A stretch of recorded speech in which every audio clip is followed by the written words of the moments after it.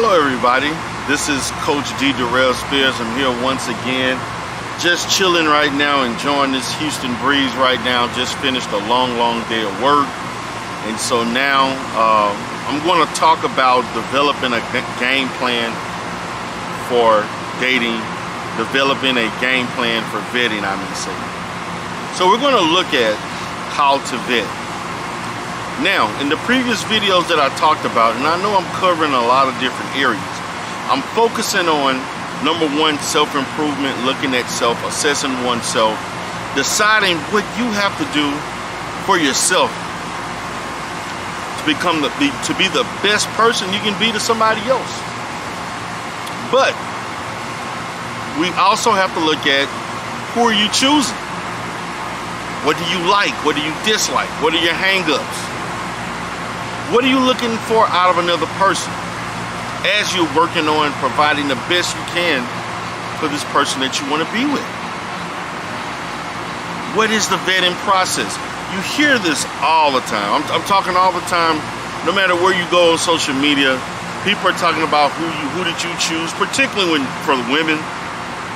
Seems like the community itself loves to bash women on who they choose to date with, and then complain about the outcome. So let's look at the characteristics of ideally what you want. Let's be reasonable on these ideas. Okay? Let's look at a range of what you would want from a physical standpoint, from an intelligence standpoint, from a financial standpoint, socially, and in that interaction, does it feel genuine? How do they make you feel? For men, the same thing. What's your feeling of this woman? What are you looking at? How she's dressing, how she carries herself, her background, as far as other relationships? What's important to you? I encourage those who are in the process of developing a game plan for vetting to put yourself in a social situation with that person where they're relaxed and able to freely communicate with you about their past. Okay? Now, I understand before that once you meet someone, you're looking at their physicality, maybe someone you knew in the past, someone you don't know, you just met, simultaneously interacting, spontaneous things happen. But do they meet the check marks? And let's be honest, everybody is not going to meet every check mark. Okay? So if you think you're going to get a 10 out of 10, 15 out of 15, whatever amount of things that you list, I'm sorry. I'm going to say, and I'm going to propose, if a person can at least meet a little bit above half of what you are looking for, that's something you can work with, maybe see where it goes. If they have but if they're less than 50%, that may not be what you want. Because let's be honest, you may not meet over 50, 60 plus % of what they're looking for. So it's reciprocal. Reciprocal is something that I'm going to continuously talk about, because we got to look at it from both sides of the coin. So in your game plan, let's develop a vetting process. The vetting process first starts with the interacting of both parties. Once you interact, what the conversation is like. Are you compatible as far as doing certain things, engaging in the same activities, culturally, religion-wise, financial, kids, whether the person was married or not married, have multiple kids or not, or basically doesn't have any children at all, whether they want those things. Are we going to label this relationship? Are we going to have a vague situation? Let's vet the person. Vet the person thoroughly. I want you to understand, vetting should not be like an interview. I propose allow people to be in their natural environment to show truly who they are. Ask questions. But at the same time, let's not pretend to be an investigator. Let's not act like we're putting a person on trial. No, Ask questions that are relative to that person's life. There's nothing wrong with being funny and saying jokes. You know, let's be collaborative in the process. They're gonna be vetting you too. It could be light. It doesn't have to be just hard-hitting questions, one after another. In the process, attempt to be as conversational as possible. Pretend to be as pleasant. You know, be someone this person wants to hang out with at the same time. You're watching. Watch the facial expressions. Watch, and listen to the voice projection. People love, when we look at communication, we focus a lot on the verbal communication. Please look at and listen to and be aware of what that person doesn't say and how they say it, and then the emotions that they exhibit while they're saying it. Notice, if a story doesn't make sense, no need to continue to pry and keep asking and probing. No, stop asking questions. It's a reason why. There's a reason. If you're not uncomfortable, if you're not comfortable with it, if you're not comfortable, move on to other things.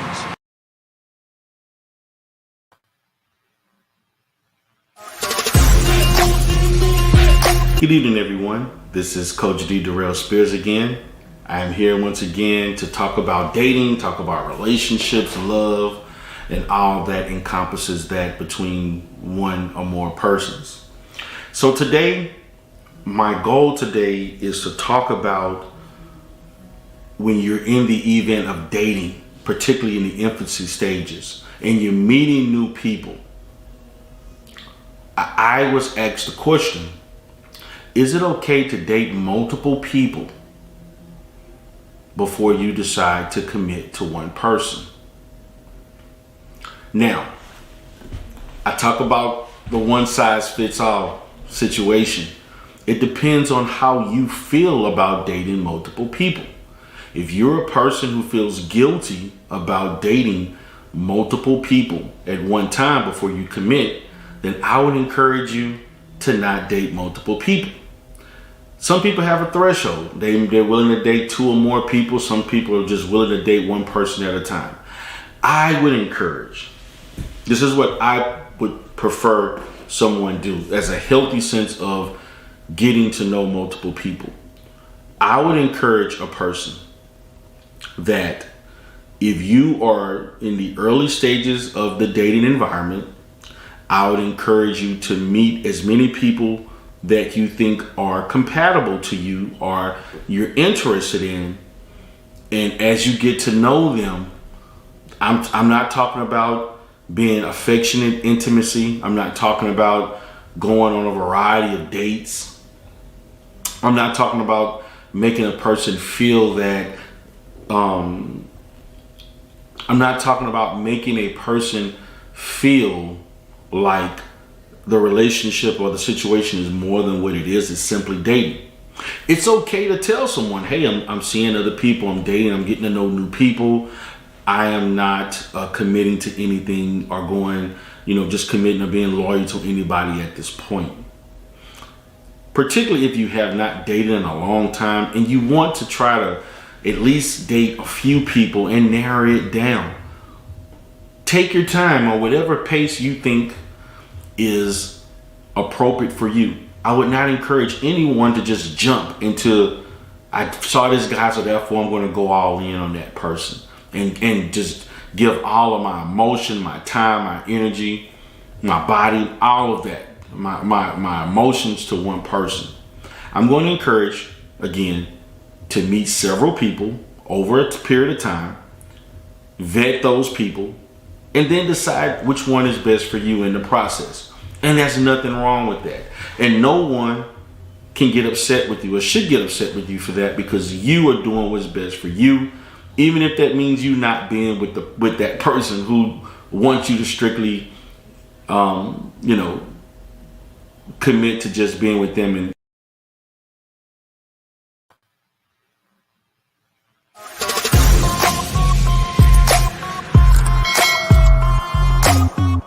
What's up, guys? How y'all doing? This is Coach Dderell chilling right now at a park, getting some good air, just kind of relaxing. You know, this is how I spend some of my late evenings, relaxing, just kind of thinking. And I'm deciding to do this particular video today to focus on developing realistic expectations of a person, having realistic expectations of a date. Now, I decided to focus on this because I hear all the time men complaining about their expectation of the date is contingent upon how much money they spend. It's not about the compatibility of the person, whether I want to move forward long term, am I enjoying myself, the company of this person. Is what's going to happen after the date is contingent upon, or it's related to how much money I spend. And also for females, your expectation of the date. Are you dating just to have a good time and not date a person again? Are you going out on a date with somebody you're not really attracted to, nor do you find, entertaining, or he just don't do it for you? Do you find him lame, but just because he's taking you out on a concert or somewhere you really want to go, or a place you really want to eat, he's able to provide that for you? Let's just be honest about that. What's the expectation? Why are you here? Why are we together out for the evening, and this is just a one-time thing? And I'm going to say this. People basically refuse to date someone or go out on a date multiple times with someone they don't like. Usually when someone only dates someone one time or take them out on a date, no matter what it is, and they refuse to do it again, either they didn't get what they want, or they felt like the person turned them off, or I tried it just to see what would happen, and I'm never going to do it again. Even if the date ended with sex, whether the sex was good or bad, if that's all you wanted was sex, you accomplished that, you move forward. Or the fact that a person thought by having sex, I just wanted to have a good time, that's it. And that goes on both sides. Women and men both date and have one-night stands intentionally. This is not just one-sided on any side.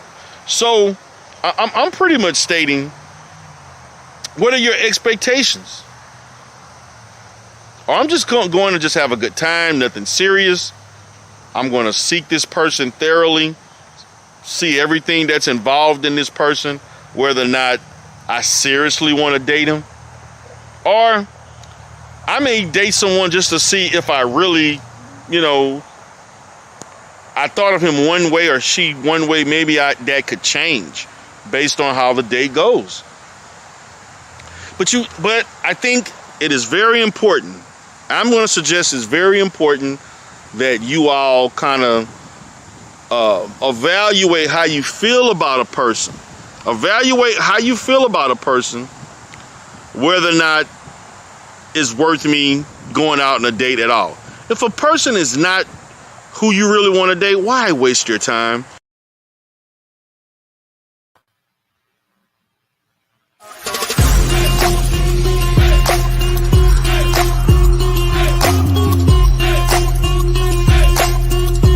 Again, this is Coach Dderell Spears. Happy to be here again to have a discussion with you. We're going to talk about flirting. We're going to talk about the action of you throwing out innuendos to people to let them know that you're interested. Giving, slick comments about how they look, how they smell, what you would like to do with them, engaging in fun activities, letting them know that you're attracted to them and why you're attracted to them. You see, flirting is a behavior that human beings directly or indirectly engage in to someone that they're attracted to let them know that they're attracted to them and let them know, hey, that I'm interested. And this can come from both sexes, men and women, towards one another. Just a simple thing as far as, oh, I like how your hair, oh, I like the way you shaped, I like the way you look and this and that. You know, what type of things you like to do. Oh, we seem to have a lot in common. You know, just saying little things to let them know that you're interested. Now, some people, depending on your confidence level, they can talk about dates. They could talk about flirting on a sexual level. It depends on your confidence, and it depends on you reading that other person, whether you think that person is physically, sexually attracted to you or not. It's about your insight on that person. Now, if you've noticed that you are constantly interacting with someone in which there's positive body language, smiling, I would say back and forth comments about one another that are always positive, someone throwing out what they would like to do and you throwing out what you like to do, that's different ways to flirt. But the important thing we got to understand in flirting, it has to be two people who are seeing eye to eye on the flirting. You know, it's not flirting when you're the only one flirting and the other person is not, you know, reciprocating. That person doesn't feel the same way. Then that can go into other things where someone feel like they're being stalked or being harassed. But we have to understand, in talking to someone, looking at their language, their body language, nonverbal communication, if you're talking to them and you're saying positive things about them to let them know what you think about them, how you feel about them, things you like to do, for what's going on a date, let's do this, let's do that, you know, letting them know that you've given them that attention, and they are reciprocating and saying thank you, I appreciate you telling me that.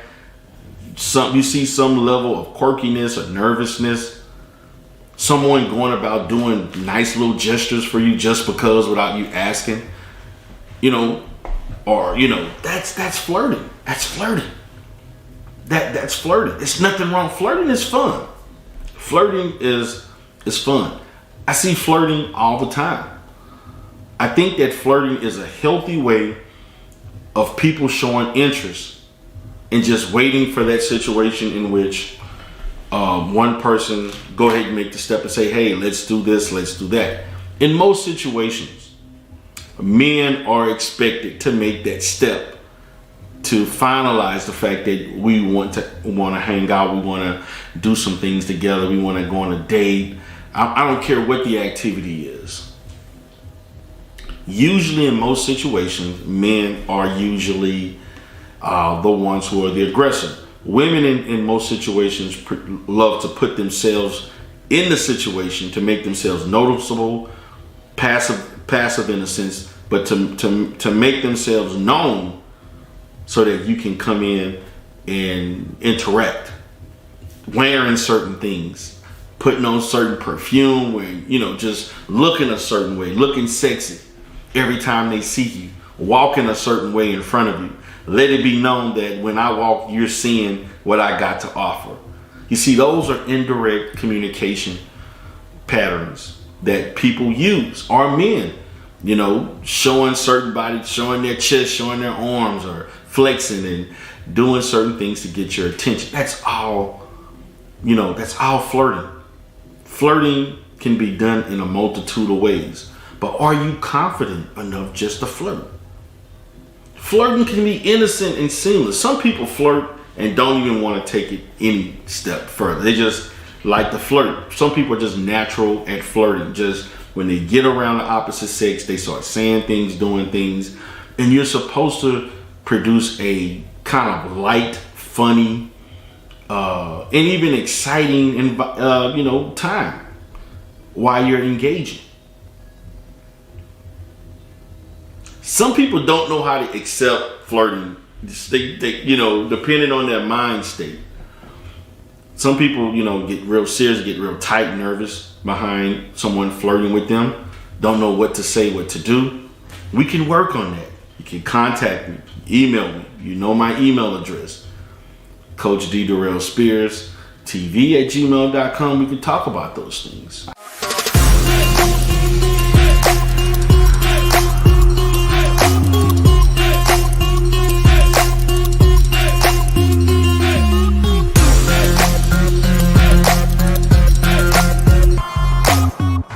Hey guys, how y'all doing today? This is Coach Dderell Spears, enjoying the day outside, enjoying this breeze on this beautiful, beautiful day. To all the beautiful ladies out there, I just want to say hello. So, we're going to talk a little bit about our perception of others that we are trying to be involved in, getting rid of distorted thought processes and perceptions, irrationality towards others. We want to talk about how you can kill a relationship very quickly. You can kill a good situation, whatever way that you want to define it. But if you carry a lot of negative, bad thoughts, self-defeating thoughts, and then you have a tendency to blame the person that you're acting this way towards as the problem. In many situations where I find people have problems maintaining a relationship, the most difficult thing to deal with is your thought process. You're looking for the person to do something wrong. You never praise or give somebody support for what they do right. It's almost as if you're dating and finding a way not to date. Why date, but you're always looking for what the person is doing wrong, and you never show the same energy to discuss what a person's doing right in a relationship or what's good about them. Now, when I talked about you finding out flaws about yourself, this is something that can be very prevalent in what ruins a dating situation, a potential suitor. Because nobody wants to be around someone who's always negative. Nobody wants to be around someone who's always trying to, outdo them, as if dating is some form of competition, I may say. Nobody wants that. Nobody wants that. What somebody wants is collaboration. Someone wants is a nice flow, per se, a nice vibe. Can you produce that? Somebody wants to have fun. They want someone who can smile. They want someone who's in a positive mode. They want to be around you for a reason. They want to take you out to eat, go walks on the beach, park, going to, concert events. And for the Negroes who don't want to spend over $100, look, this may not apply to you. If you're that cheap, if you're that cheap to take a woman out and you can't spend at least $100, again, as I stated, you shouldn't be dating. Let's get back to we got to go through a more of a process of the self-development phase. Obviously, you're not self-developed enough and you can't afford to date. So let's not come up with reasons why you want a woman to accept a cheap date. No. And to me, $100 is not an expensive date. So we want to get rid of those distorted thoughts. We want to get rid of exaggerating things, magnifying things. We want to get rid of projecting. We want to get rid of those things. We want to minimize that. What we want is two people working well with each other, interacting well with each other. If you don't enjoy being with somebody, you don't enjoy being with them. If you don't want to do certain activities, just say you don't want to do it. Don't pretend that you do and you don't. You're doing yourself a disservice. There's also distorted feelings of how you think about yourself. You ever thought about that? How you feel and think about yourself could be a problem. Could definitely be a problem. So, I just wanted to kind of talk about that because I wanted us to discuss how you can be a positive person, someone that someone values and want to be around. See, there's a difference between someone wanting to be around you and they're just going through the motions to be around you because it's something that you have that they want, or something about you that they want to see as things progress. There's a difference. There's a difference between someone trying to use you, take advantage of you, and exploit you, and they just go through the motions because they don't value your company. But we have to understand that we have to work on distorted feelings, thinking, and the behavior that comes out of that.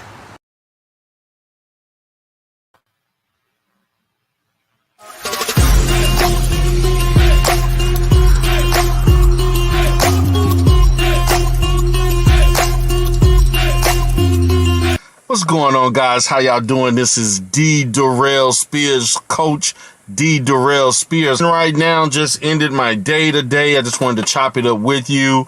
I wanted to have a discussion, a little dialogue. Shout out to everybody that has donated. Shout out to everybody that has supported my channel, all my new subscribers. Please subscribe and share. Appreciate everybody that is commenting and leaving comments in the comment section. And, you know, just having these discussions, having these relevant discussions, these grown-up discussions about dating, relationships, love, relationships, marriage, all the thing that encompasses a man and a woman having some positive interaction with one another. Now, for today, I want to focus on meaningful conversation. Are you having meaningful conversation with your mate, with your woman, with your man? Because let's be honest, particularly in the initial phases of a relationship, a lot of times people are talking about bullshit. They're BSing around. They're putting their best foot forward. We're not giving people the reality of what they want, the reality of what they're looking for, and who they truly are. There's a lot of phoniness going on with how people present themselves. A lot of embellishment, a lot of trying to impress, trying to, in many instances, convince somebody that you're worth being with. To only find out that as months and months go develop down the line, a person, learns your true self. And the way that you can, as we talked about the vetting, and choosing your partner, meaningful conversation, having conversation and asking questions that are relative to what you want long term, letting a person know your do's and don'ts, the haves and have nots, the good and the bad, the ugly. Dating is not a situation where it should be all about the good and it's all peachy, creamy, and rosy, because that's not the reality of a relationship. That is simply not how relationships are built. Relationships are built on honesty, loyalty, truthfulness, consistency, and teamwork. So are you asking meaningful questions? I'm asking the question, give me the answer. Because most people, particularly in the early phases of dating, they ask bullshit questions. You ask questions that are in some way deceptive when you really want to ask other things. For example, in many relationships, particularly when they involve children, you surveyed 100 black women who end up pregnant by their mate that they thought would take care of their child. How many of those women would say in the early phases of the dating, I asked him about his viewpoint on family. I asked him, what did he think fatherhood consists of? Then I asked him, what was his relationship to his father, and how does he perceive a father and child relationship? How many people ask those questions? Please let me know, because most women don't ask those questions, and the same goes to men. How many men are asking their women, how do you perceive a family unit? What is it? What is the details of that? How do you look at motherhood? How do you look at your relationship with your children? And how do you look at a man and his involvement in that relationship? It's just factual.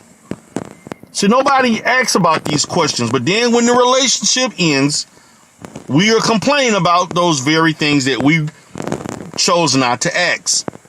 How do you manage money? What is your religious affiliation? What are your religious values? How do you raise children? Do you have children?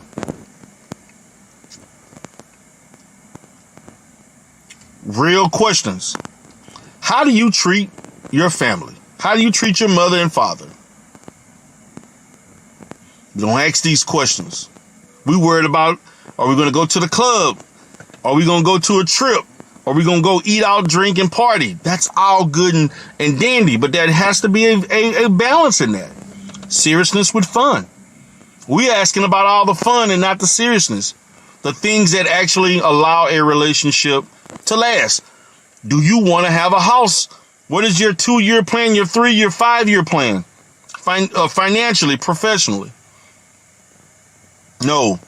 In our community, we want to learn everything in real time, and we are disgusted at the results.